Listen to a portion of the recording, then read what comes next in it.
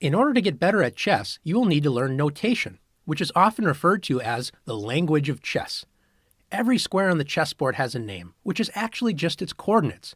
As we mentioned before, each column is called a file, and each row is called a rank.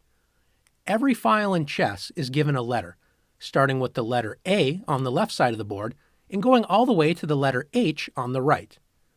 Every rank is given a number, starting with 1 on the white side of the board and going up to the number 8 on the black side of the board. Each square is named by its coordinate pair. Let's meet some of the squares. This square in the lower left-hand corner is known as A1. Notice we identify it with the letter first and the number second. Let's take a look and see where the E file meets with the fourth rank. Notice the arrows point at E4, so this square is known as E4. Let's draw a diagonal starting from A1 and go all the way up the board. Notice we land on the H8 square, and in between these squares we see B2, C3, D4, E5, F6, and G7.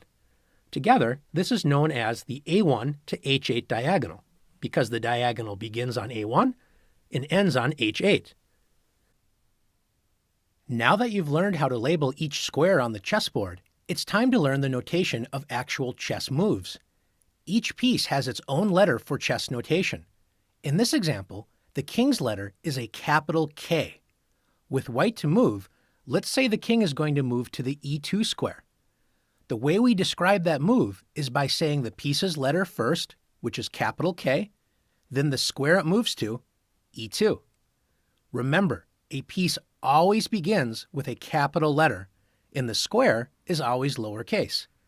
So after the move, King E2, putting it all together, we say K, E2.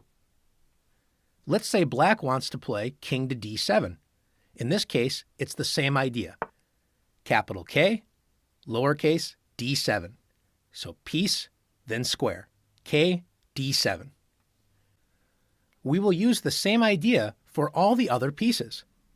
The rook is a capital R, the queen a capital Q, the bishop a capital B. The knight, however, is a little bit different.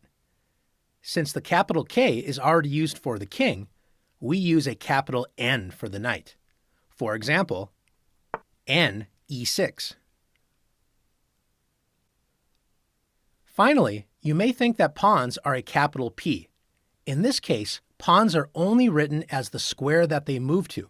For example, after the move E4, the notation is simply the square the pawn moved to, E4. Now that you've learned the language of chess, it's your turn to practice using chess notation.